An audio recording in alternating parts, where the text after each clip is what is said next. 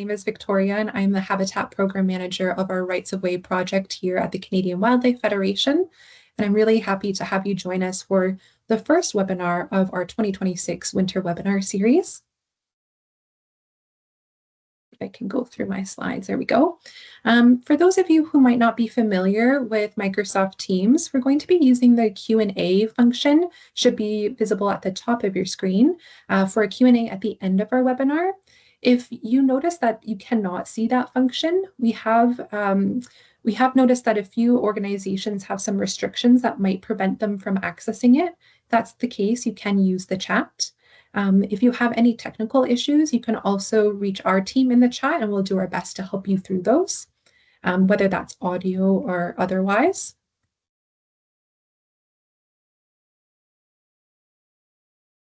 For a few rules of engagement, we encourage you to create a common understanding with one another, recognizing that we're all joining today with a different background and experiences. When you're asking questions, please consider using the full form of acronyms and explaining technical terms to ensure that our webinar is accessible to everyone today, and just be mindful of screen time if you ask a question. Just getting a note that some folks can't hear. Okay, it seems to be good for some people. What I might recommend is for those of you who are having audio issues, if you could exit and go back in, perhaps when someone from our team can write that in the chat and have them rejoin.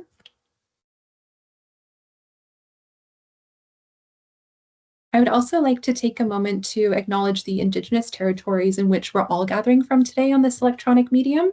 So here in the nation's capital in Ottawa, we're on the unceded and traditional territory of the Algonquin and Anishinaabe Nation. And I encourage you all to share in the chat an introduction of yourself as well as the Indigenous land in which you're joining from. If you don't know the native land in which you're joining from, there's this great website called nativeland.ca. And I'll ask my colleague, Catherine, if you could put that link in the chat. So like I said, feel free to introduce yourself and where you're joining us from.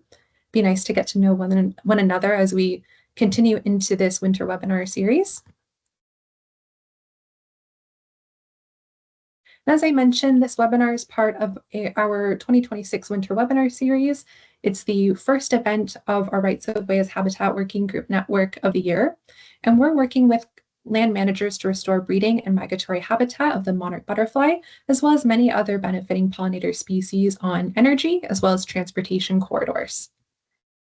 Our next webinar is going to take place on February 26th at 12 noon Eastern Time. We're going to be having some folks from the Royal Botanical Gardens Canada and Mohawk College come in to talk about some of their restoration work to do with drone seeding. So we're really looking forward to that one. There's going to be more details that are coming soon, but you can also register for that one now to save the space in your calendar. I'm going to ask Catherine if she can also put the link for that in the chat. And this webinar is going to be recorded, as will the next two webinars of this series. They're going to be posted on our Rights of Way playlist on our YouTube page, but we'll also share that link with you after the webinar. Usually takes a couple of weeks for us to get uploaded, but we will send out an email to all those who have registered today. And without further ado, I'd like to introduce our guest speaker today, Dr. Tyler Flockhart, who is a population ecologist and conservation biologist. So I'm going to move things over to Tyler, and it would be great if you could introduce yourself and we can get started. And I'll just ask if folks can just bear with us as we switch the screens over. Okay, let's see if I can do this.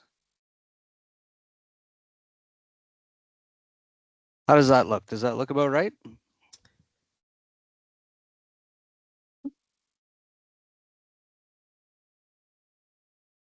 All looks good here. Yes. Okay, great. All right, thank you everybody for joining today. Really thrilled that I get to kick off your winter seminar series and talk about monarchs and management of roadsides for monarchs. What I'm going to talk about today is a collection of some research that I've done and some modeling work that I've done, and sort of an overall synopsis of sort of the direction where I see roadside management and monarch butterfly recovery potentially going in the next few years for sure. I want to start off by talking about the scale of the challenge that we face when it comes to restoring monarch butterfly populations in eastern North America. My work is focused in eastern North America. Um, and recognizing that we're talking about a population that moves between 3 countries over the course of the annual cycle and occupies areas over successive breeding generations. And when we've talked about the challenge of restoring monarch butterflies, quite often the action that we've heard is to plant milkweed or to plant more milkweed or to plant even more milkweed. Um, but there's some real challenges when it comes to planting milkweed and restoring milkweed. And that has to do with both the scale, right? Where do we put the milkweed, given that we're covering 3 different countries? The challenges associated with where might we put that milkweed if it's on private land versus public property, and who do we need to, who's responsible for that land? And the third is the friction that naturally comes up when we're talking about taking or changing actions that we've taken. Changing the status quo is always difficult, so that is certainly a challenge. My thesis centers around this idea between milkweed quality versus milkweed quantity, and thinking that areas like roadsides or right-of-ways that are actively managed and already hold milkweed may actually offer opportunities that are easier, less friction than planting more milkweed in different locations. And this largely centers around the idea that when we talk about roadsides and right-of-ways that are actively managed, we're talking about millions of hectares across eastern North America, Canada and the US in particular. The work that I've focused on over the last 10 years or so centers around a paper that I read in 2015. And in that paper, which was called Enhancing Monarch Butterfly Reproduction by Mowing Fields of Common Milkweed, there were 2 charts. And these charts were sort of my aha moment when I saw them. What these folks did is that they had a field full of grass and milkweed, and they mowed one strip in the middle on July 1st, and they mowed a strip on one side on July 24th, and then they left one strip as a control. And they went out every week and they counted monarch eggs and monarch larvae. And on the left-hand side, this is a chart showing the number of eggs per every 10 plants that they counted. And we can see that the control, which is in black, has generally low levels of eggs. The cut on July 1st shows a spike near the end of July and then it tapers off. And the cut on July 24th showing a peak right around the 10th of August before it declines. When I saw this chart, I thought to myself, okay, this suggests to me that monarchs are probably interested in these young regenerating milkweed plants and that they seem to lay more eggs on these plants. On the right-hand side is the number of eggs in solid line, early instars in the dash line, and late instars in the long dash lines over time. And when I looked at this, I thought, okay, so if people are mowing at different times, they're going to impact different stages in different quantities. So if mowing around August 8th was your option, you'd have a very big impact on the eggs, but you'd have a very small impact on the late instar caterpillars. Likewise, if you move the mowing to later on in August, you might have a different response where you might actually impact a large proportion of late instar caterpillars and fewer eggs. So this suggested to me that depending on when you mowed, you could actually have different impacts on those different stages. And that, of course, would have differential impacts on your population outputs.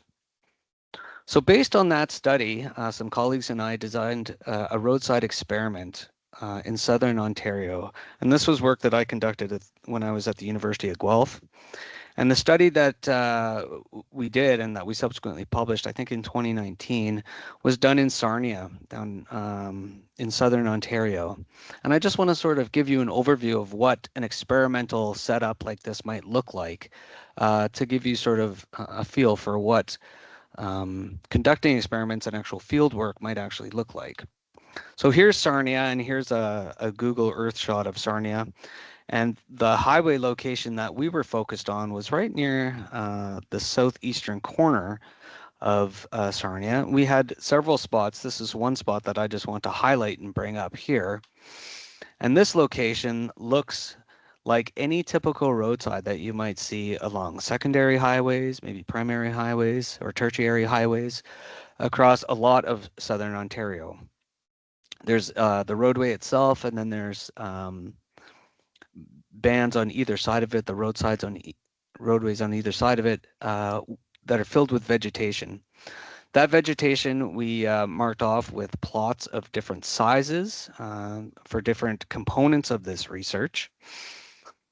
And then within each one of these plots, we did an experimental approach where we mowed half of it and we left the other half as a control. Now, this is very similar to the setup that we saw from the paper that was published in 2015 by the folks out of Virginia. But one of the differences is that we have multiple replicates. So we're doing this multiple times so that we can look at the variation in the output, which is important so that you actually can understand the magnitude and the impact of that experimental treatment on the outcomes that you're measuring. So that's the experimental setup.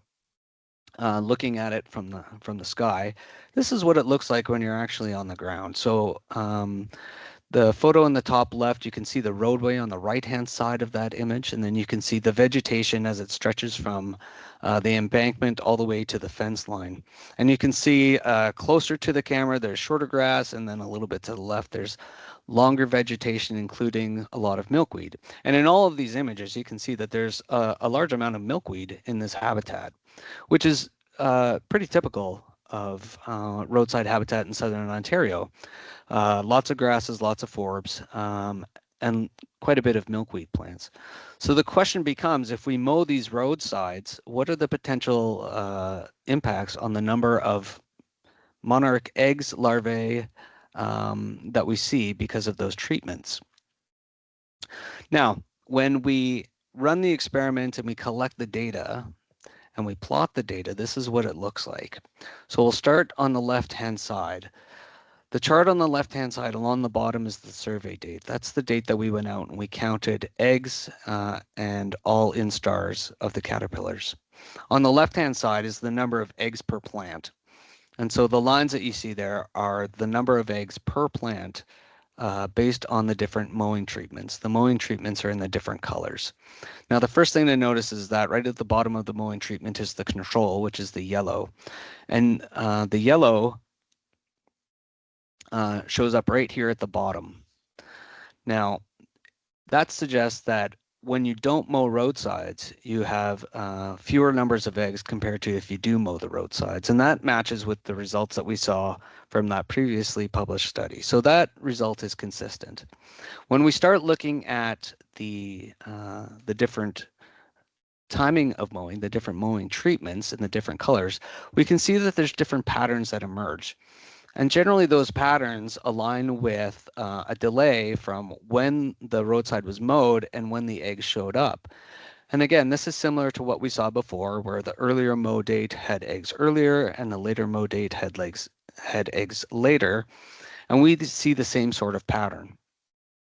The third thing to take away from this is that there's a lot of variation in these counts. You can see that the lines go up, they go down, they go up, they go down, they go up, they go down. But ultimately, near the beginning of September, the number of eggs per plant is quite low, which is typical for southern Ontario because that's usually when monarchs stop breeding. And the butterflies that are eclosing will eclose in a reproductive diapause and migrate south towards Mexico. The chart on the right-hand side is the number of eggs per plant, and it looks at the number of weeks since the mow was done. So this doesn't categorize it by when the mowing was done, but how recent the mowing was relative to the number of eggs. And you can see that there's a decline, right? Weeks closer, or as we get closer to the time of mowing, you end up with more eggs, and then that drops off almost in a linear fashion the further and further it gets from mowing. So again, this matches what we saw in the previous study, and that is that monarchs seem to prefer or will lay more eggs on recently mowed milkweed plants. So overall, this suggests that mowing shows some beneficial effects with respect to the number of eggs that show up on roadsides, and that it could be a suitable management tool if we can apply it in a certain way. When we look at these results and we model them, we see two things. So again, the color of the lines has to do with the mowing treatment that you can see on the right-hand side. And this is the number of eggs per plant. This is the predicted number of eggs per plant given a date along the bottom and given the different mowing timings, which is the different colors. Now you can see that there's sort of a peak in these curves right around the 3rd or maybe the 4th week of July. You can see that those peaks are the highest. So what that indicates is that's when the peak of egg laying occurs in this portion of southern Ontario. Now the color of the lines depicting the mowing treatments suggests that likely the highest peak is somewhere between mowing in the 2nd week of July and in the 3rd week of July. So that's the peak right in the middle there. So that suggests that given the conditions that we had in southern Ontario near Sarnia, likely the best time to mow would be around the 2nd or 3rd week of July, and that would promote the most number of eggs on those plants compared to any other mowing time. So this is an important takeaway because it suggests that mowing is important, it can promote more eggs, and that we can, if we can identify an optimal mowing date, we can actually promote more eggs on those plants than we would otherwise. One other takeaway from this that's kind of hard to see is this year effect. So data collected in 2016 is in dashed lines, and data collected in 2017 is in solid lines. It's really hard to see the dashed lines because they're all clumped right at the bottom. And that's because in 2016, there were hardly any butterflies in southern Ontario, and as a result, there were hardly any monarch eggs in southern Ontario. The patterns in terms of the peak dates are the same, but just the magnitude of the number of eggs is smaller. The take home from this portion of the graph is that we have huge variability between years, which is not surprising for monarch butterflies because their populations fluctuate every year. And because the magnitude of the butterflies that arrive, at least in southern Ontario, are dependent on conditions that they've experienced during the spring in areas from Mexico all the way up to the US-Canada border. But it's important to recognize that we do have this large variation between years, which means in some years our management actions may have a larger or more outsized impact compared to others. And so there is a need to not only capture the variation between years, but also to identify that in some years it may be more advantageous to mow compared to other years. So that's the outcome of a replicated field experiment to identify that mowing might be a suitable management action for monarch butterflies to help their populations recover. So how do we apply this information, this knowledge, into something that may provide a useful tool for managers and for operators? So in this application, my general objective was, and I think the general objective of most conservation actions promoting monarchs, is to increase monarch populations. Now, I'll come back to this in a second, but that's usually the objective, is that we want to increase the monarch population, or we want to minimize its extinction probability, or we want to maximize the number of monarchs that are produced in a given area.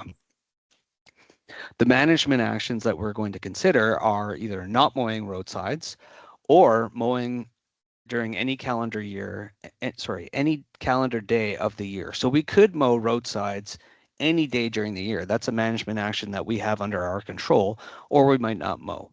We might mow May 15th. We may mow July 15th.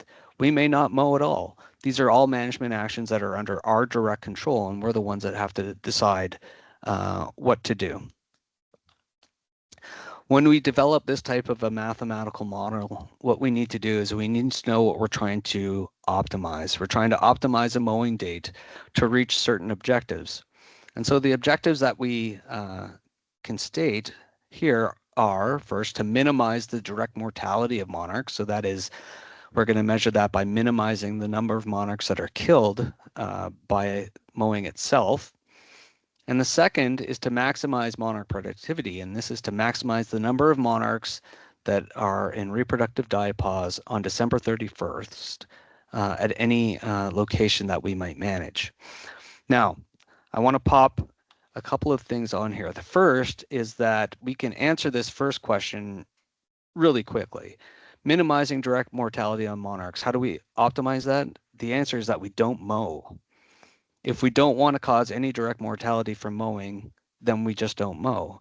Now, that may seem like an obvious answer, but that is actually an optimization if our objective is to minimize the direct mortality of monarchs that we may cause through our management actions. The second thing that we're trying to optimize, maximize monarch productivity, accepts that we are willing to accept some direct mortality of eggs and larvae. Now, this might get complicated when it comes to managing species at risk, because generally we're not allowed to directly cause mortality or disturb species at risk. So this is something that I'll come back to at the end, but just keep that in mind that when we're maximizing monarch productivity in this sense, we are willing to accept some direct mortality with the belief that that mortality is offset by an added productivity that we're promoting through our management actions. So the application is built on a matrix model, so a large math model that takes into account several important considerations with respect to monarch biology. The first is that we can apply it at any location across Eastern North America. And we have inputs that come from a variety of data sources. A lot of these are open access data sources, so things like iNaturalist or the Monarch larvae monitoring project and things like that. And these are the 5 attributes that show quite a bit of variation, natural variation in the system, but are important when it comes to understanding the reproductive biology and potential output at any location. So the first one is milkweed emergence, so knowing when milkweed emerge from the ground and when they start growing. And as we saw before with the experimental data, the age of the milkweed or the height of the milkweed determines how many eggs are likely to be laid there. The second aspect is the arrival of monarchs. Monarchs arrive in southern Ontario later, of course, than they would in, say, Texas. But that arrival timing is annually variable because it could be earlier in some years or later in some years. And then there could also be a difference in magnitude. And we saw that looking at the egg output between 2016 and 2017 in the experimental data. So we have variability both with respect to date and the magnitude of the arrival. The third thing is thinking about the variation in egg laying. Egg laying varies depending on how old a monarch is. So younger monarchs generally lay more eggs than older monarchs, and based on the milkweed height. And that comes from our experimental data showing that the further away you get from the timing of mowing, or the taller the milkweed gets, the fewer eggs result on those plants. The fourth component is the mowing timing. This is the thing that we, of course, control with our management action, but we have to recognize that that action directly kills the eggs and larvae that are present at that location, but it also resets the growth of the milkweed and sets it back to essentially emerging again and being short, so that so that monarchs will actually be attracted to those milkweeds and lay more eggs than they would on milkweed that are not mowed. And the last one is the induction of reproductive diapause. So this is the phenomenon where butterflies that are eclosing emerge and are not reproductive. And these are the butterflies that will fly all the way to Mexico. That is actually determined based on weather and other factors when they are in their chrysalis. So Usually it's based on temperature as well as day length to an extent, but we can model that, particularly the weather component, because weather in some years can be warmer in some years or cooler in other years, so that the exact date of reproductive diapause initiation can actually vary at a location between years. So all of these variables that I have on here are have some amount of stochasticity to them, some amount of randomness to them. And together, these random components give rise to sort of the outcome that we see with respect to the number of monarchs that are produced in any given location. But again, this captures that variability that we see in monarchs and that we need to consider when it comes to thinking about management of these populations. So when we run this population model and these simulations, we have a couple of outputs that are relevant with respect to the objectives that we talked about before. So the 6 locations that I'm going to talk about are on the left-hand side, and these range across the entire Monarch distribution. The colors on the map correspond to the colors on the chart. So in this case, we're talking about Sarnia, where we did our experiment. And the chart itself has 2 lines. It has a solid red line and a dashed red line. The solid red line is the relative number of monarchs that are produced by the end of the season, given the mowing date. And the mowing date is along the bottom axis of each chart. So we consider mowing every single day during the breeding season, and then we look at the output given that we mow at that date, and that is depicted with the solid line. So for example, the solid red line, the peak is right around the end of August, right around August 25th for Sarnia. So that means that the optimal date for mowing at Sarnia is around August 25th, because that gives us the most monarchs produced given the dynamics of our system. So that's the vertical black line that depicts the optimal mowing date. The other line on this chart, the dashed red line, is the cost. This is the number of the relative number of eggs and larvae that are killed directly by the mowing activities themselves. So I would classify this as the worst date or the highest level of direct mortality of larvae given mowing activities. So in this case, the model suggests that near the middle of September is the worst possible date to mow, because that is when you were likely to kill the largest number of eggs and larvae when you mow. Now, these are highly variable systems, and that's why these charts look jagged and they drop and they flow up and down. It's not a smooth line, and that's because we are talking about a system that has a lot of randomness involved, randomness in the weather and randomness in the outputs. But ultimately, this is the type of approach that we would use to identify the optimal mowing date for, in this case, Sarnia. But of course, we can do this for a variety of different locations across the breeding range, and we can also use this to understand how variable these results are and how they might change depending on the monarch dynamics at that specific location. The general patterns are the same. The best date to mow, the optimal time to mow, is always earlier in the season compared to later in the season. But there's one important thing that I wanted to point out here, and that is the difference between the best date to mow and the worst date to mow with respect to larval mortality can either be wide, such as depicted here for Lincoln, Nebraska, or it can be narrow, such as that you would find in Little Rock. And in my mind, I think of this as sort of the sensitivity of mowing. How sensitive are these dates relative to being wrong? So in the case of Lincoln, Nebraska, we have a wide margin. We have a wide error of margin for being correct. It's well over a month between the best and the worst date. Compare that to Little Rock, where the difference between the best and the worst date is something like 2 weeks, right? So we have a much narrower window here to hit that the best date before it drops off quite sharply. So I think this is a useful tool to sort of understand which areas there might be more leniency or more flexibility with respect to when we might mow, and what areas don't have that flexibility. And this is going to be important because coming up with an idea of the optimal date to mow is one thing, but actually being able to put that into practice on the ground is quite another, because it requires a lot of planning, the use of equipment, and all of these types of things.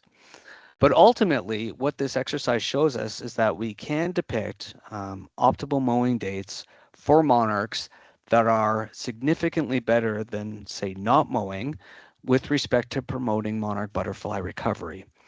Now, as I said off the beginning, if our focus is on roadside habitats that are already actively managed, it may be a matter of just figuring out if we can help operators to adjust the timing of these mowing, and what the potential benefit of doing that may be. Because in my mind, that's what we want to do. We don't want to reinvent the wheel for quick gains. What we want to do is just modify things. So I just want to have a few take-home points here, and then hopefully we'll open it up for some questions and discussions. But what I've shown over the last 25 minutes or so suggests that mowing obviously can cause direct mortality to eggs and larvae. I don't think anybody would argue with that. But the second is that mowing can actually increase egg outputs. So we can actually have more eggs produced, or more eggs that show up on plants under conditions where we mow compared to if we don't. There are some strong assumptions associated with this, right? We're assuming that monarchs know everything that's available to them on the landscape, and that they're selecting these young milkweed plants to lay eggs on. But given the fact that, you know, in the experiment we showed that the control and the managed, the mowed side were side by side, and we saw these results, it suggests that monarchs are indeed choosing these younger plants. The third point is that areas where productivity is larger than direct mortality, these represent opportunities for us to make gains. That is, we can actually produce more monarchs than are directly killed, and actually presents opportunities to promote population recovery in areas. And I think that this is important. We want to be able to identify the locations across Eastern North America and the dates under which productivity is greater than mortality. The fourth point is that monarch populations respond to weather. I mean, they are really dependent on weather conditions.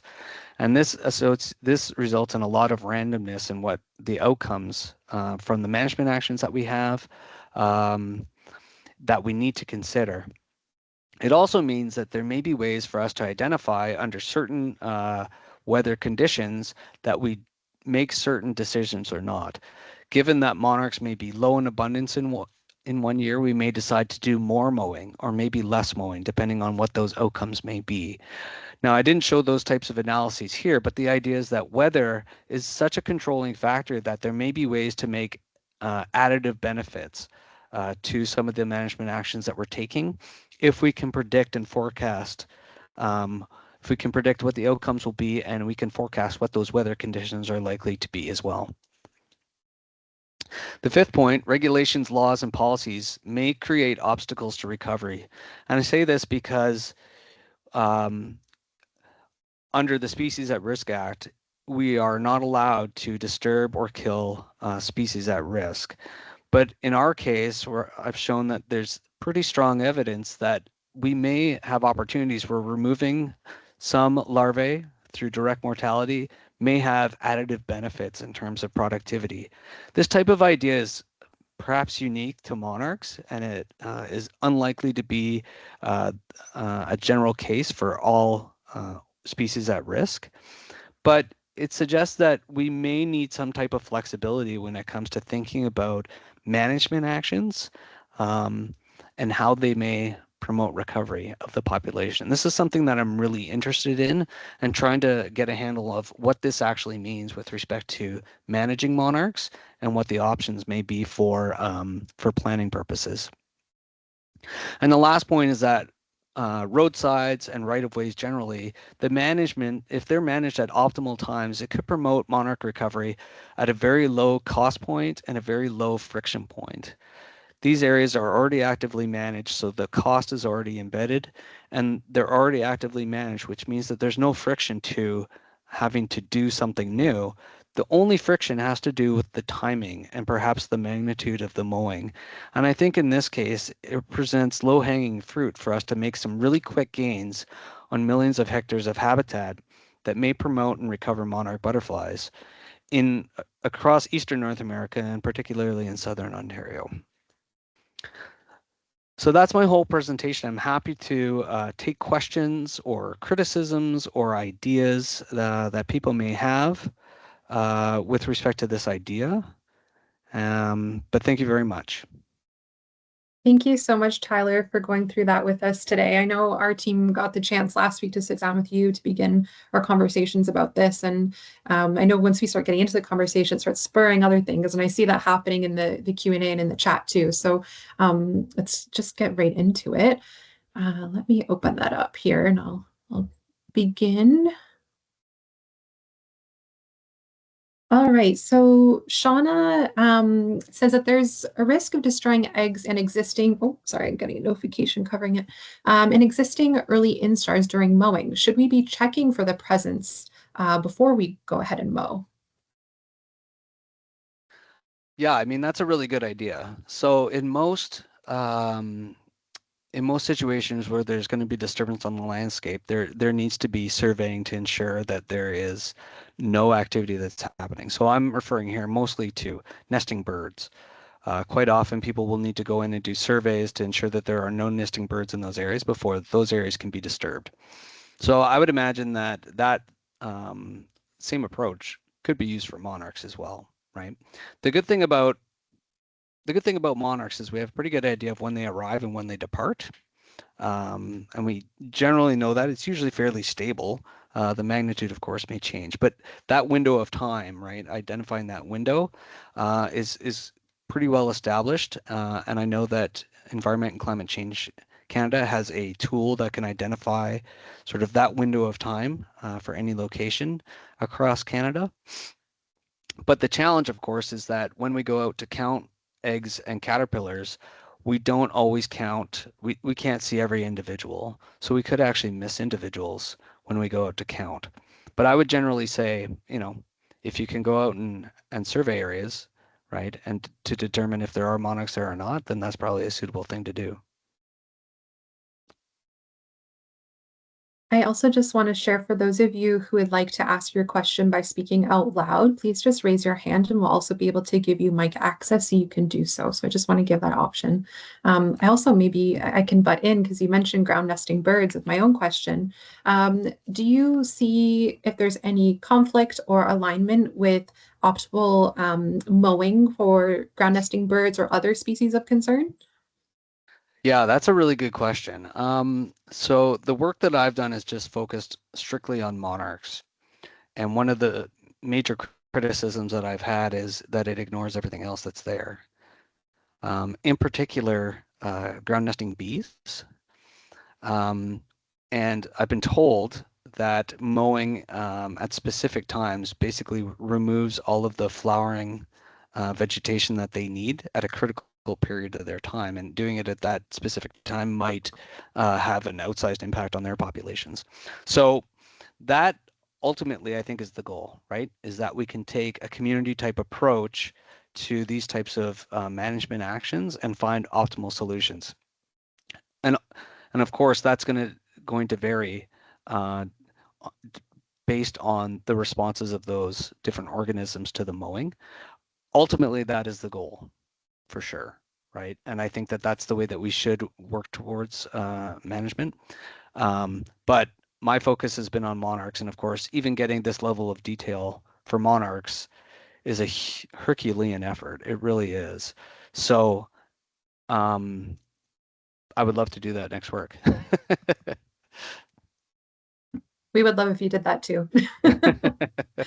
Okay, we have a question from Jackie. Butterflies and other insects are vulnerable to being killed or injured by cars.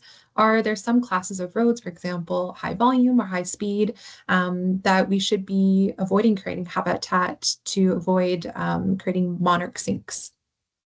That's a really good question. So in terms of the scientific literature, there is no really strong definitive answer just yet. There seems to be evidence that roadsides that have low speeds, roads that have low speeds and roads that have high speeds are actually less detrimental to monarchs, especially compared to those with moderate speeds. So I think by moderate speeds, they're talking somewhere in the neighborhood of like 80 kilometers an hour, whereas roadsides with 40 kilometers an hour or say 110 kilometers an hour have lower mortality. I would suspect that that happens because in low speed situations, butterflies can avoid that collision. And in high speed locations, there may be sort of like these air pillows around automobiles that are moving that sort of push butterflies away from the direct impacts, whereas the moderate speeds, the car is going fast enough that they can't avoid the collision and there's no sort of air pillow around them. That's my understanding. I don't know for sure, but I know that it's a question that we've talked about quite a bit, and there's really there isn't super good data on it, which is kind of surprising if you ask me. It's certainly an area of research that we'd like to put more focus in to find out some of those gaps to help us make more informed decisions with our prioritization of restoration. Yeah. Yeah. Question from Steve. Does mowing also kill monarch egg predators? So is that a benefit? Yeah, I would. I mean, my assumption is that that mowing would take out almost everything, right? Of course, ground insects that are largely on the ground probably wouldn't be killed, and who knows, monarch caterpillars themselves may drop off of plants under certain disturbance situations, right? We just don't know that.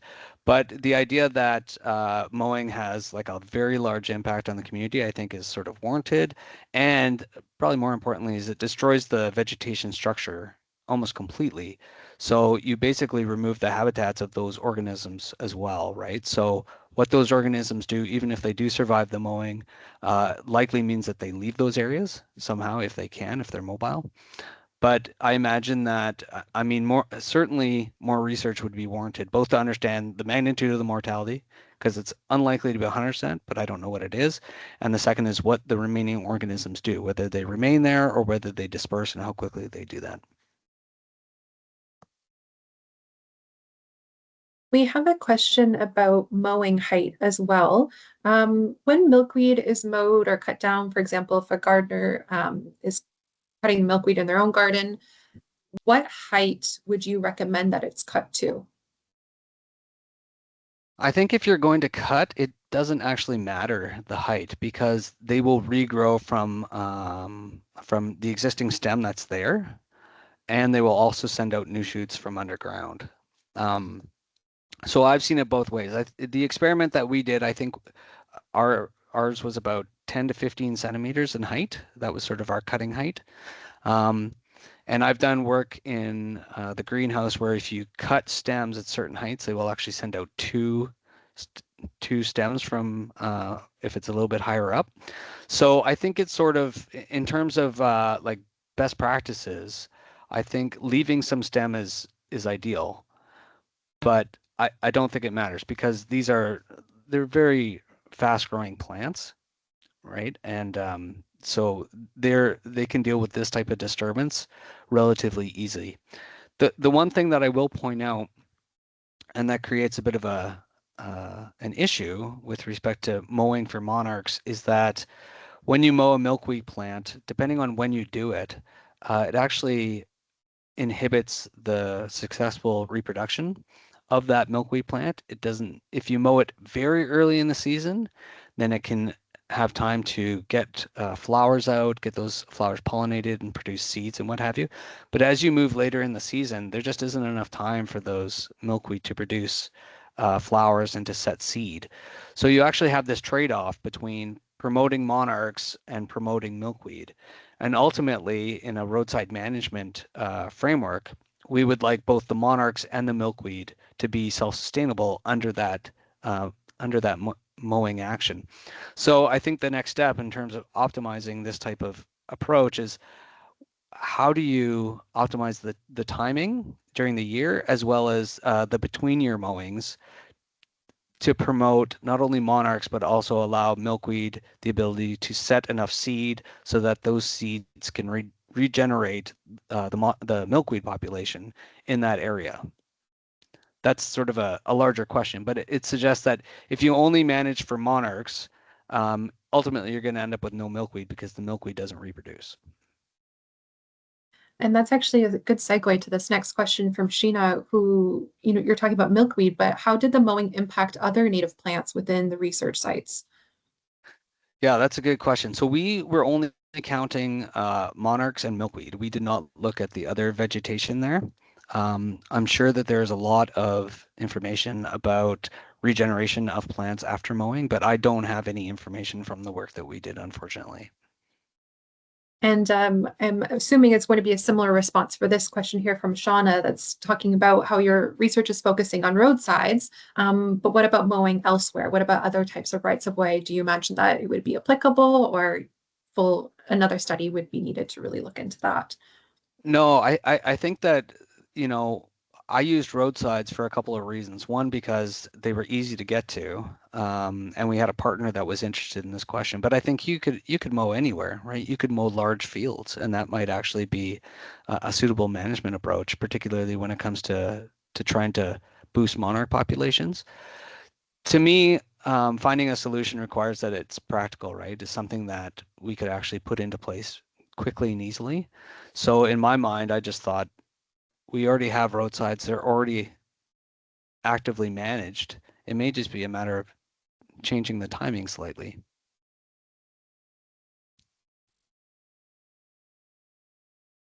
Sorry, then when the notifications come up, I block my questions. I just have to find where we are. There's so many questions. It's great. And I love seeing I know there's some discussion in the chat too that I haven't even had time to read yet. So I'm excited about that. So this is I think, a question of clarification from Susan Jennifer. There seems to be a disconnect for them between the graph where you show the number of eggs, where the best time to mow is July, and the number of adults that live, and the best time was end of August. So I think she's just wondering for some clarification between that. Yeah, so that's a really good question. So the reason why that comes up is, so there's two things. No, there's pretty much one thing. The important thing to remember is that monarchs will lay more than one generation of eggs during a season, right? So monarchs will arrive, let's just say Southern Ontario, will arrive in Southern Ontario about the beginning of July, and then most of them depart by the middle of September or so. During that time, you can actually have several generations of monarchs laying eggs. You also still have monarchs that are arriving from further south, and you also have some that are actually departing. So the collection of monarchs that are at any given location are made up of a variety of individuals of a variety of ages, right? This population model takes that into account because it looks at monarchs based on their age, the number of days that they've been alive, the number of eggs that they put out, and all those types of things. Ultimately, what you have is over the course of a season in Southern Ontario, you have a buildup of the number of monarchs that are there until they all depart on migration, and then the population drops. So you actually have an increasing number of individuals that are reproductive and laying eggs over that time. Ultimately, what that means is that as you get later into the year, you have more adults laying eggs than you would earlier in the year. So the consequence of that is that you have a larger and larger buildup of the number of eggs on those plants as the year gets on. But I think what happens is that in the experiments that we run, because we're cutting and those milkweed are regrowing, it gets to a point where a milkweed that's regrown a certain height is equivalent to any other milkweed that's out there, right? So I don't think that we quite get that same exact response in the experiment that we might otherwise. But the population model itself I think is important because it takes into account the fact that you have these multiple generations sort of stacking on top of each other with different distributions of the age of those monarchs and the number of eggs they produce. I would like to give Gavin a chance to speak. We can give you your mic, but I also just see, I think, a follow-up question to that last one is, would you expect to see a difference with different types of native milkweeds? I think, I'm not sure if what you focus on was just common milkweed or others. Yeah, so the work we did was on common milkweed because that was what was in the roadsides that we were working on. There's some experimental data that suggests that monarchs will preferentially use swamp milkweed over other milkweed types. So again, that may be a case where if you have swamp milkweed, mowing at a certain time may be more beneficial than, let's say, if you had a roadside of common milkweed. Yeah. Okay, Gavin, so let's try this. I'm going to give you access to your mic. Let's see how we can do this.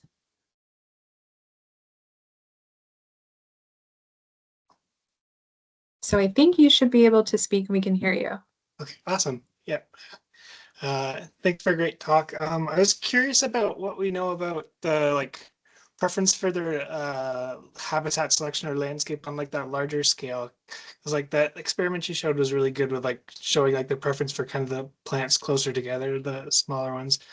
I was just kind of curious about like if it's like these kind of homogeneous versus heterogeneous kind of like mown land with mowing, whether there's any sort of like preferences or what we know about that for monarchs.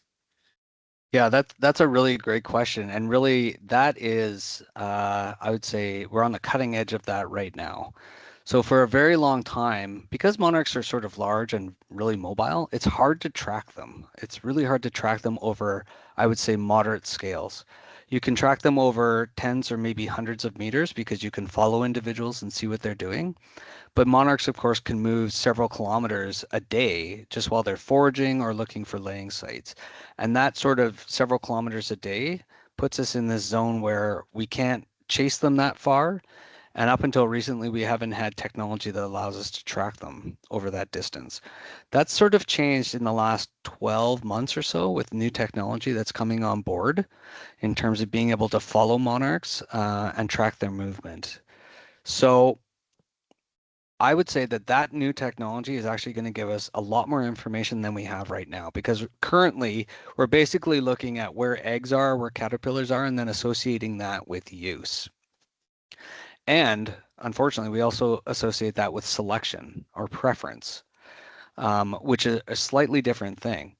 But there's a lot of evidence that suggests that monarchs can find milkweed virtually anywhere. They can find single milkweed plants in the middle of cornfields and soy fields, even when that plant is below the canopy of the crop. So I would say that the jury is still out in terms of how they're finding these milkweed plants, exactly what they're selecting for, and how they are navigating and making choices based on the landscape type.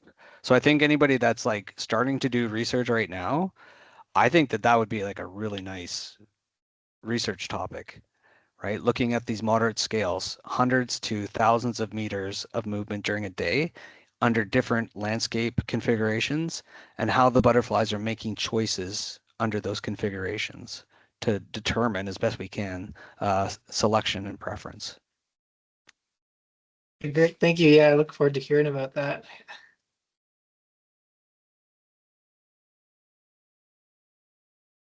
Thank you for the question, Gavin, and also for giving us the opportunity to try out this feature on our teams. Okay, Sheena had a follow-up question. If there isn't an option to not mow an entire area, would it be recommended to do phase mowing, for example, to do 1/3 of an area each year on rotation? Yeah, I mean, that's a really good question, right? And that gets to this larger question of milkweed population dynamics as well. And, you know, the team that I worked with, we have data on that topic. We haven't analyzed it yet, but we have, you know, we counted the number of flowers and we collected the pods and counted the seeds of those plants based on when they were mowed. So we have some idea of sort of what that trade-off is likely to look like. But I would say that given that we don't have any hard and fast rules just yet, I think that mowing sort of one area and leaving another area so that milkweed can do its thing seems like a suitable solution. I think that's a good practical application for folks to consider based on their current strategies and how they might be able to change things moving forward or making recommendations. Yeah, and I will also say that milkweed germination from seeds is really, really low. They usually expand their area through colonial rhizomes. So, once you get a plant there, it usually exists for a fairly long period of time, and it can become a large patch. The challenge, of course, is getting plants there, getting them started.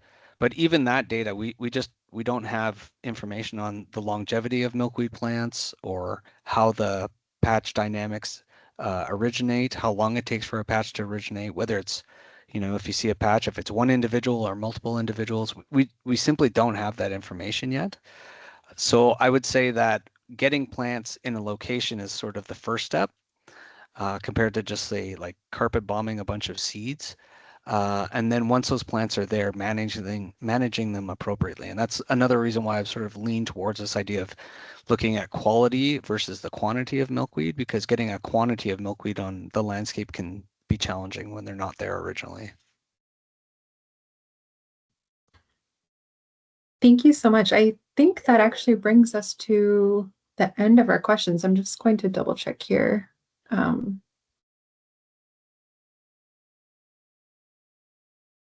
I think that's the end of our questions here. I'm just double checking in the chat that we got everything.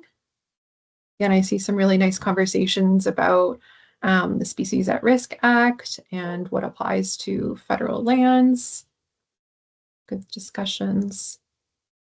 Yeah, I think that's all. So I just want to say thank you so much, Tyler, for your time today, coming and sharing that with us, both your research and also practical applications for rights-of-way managers.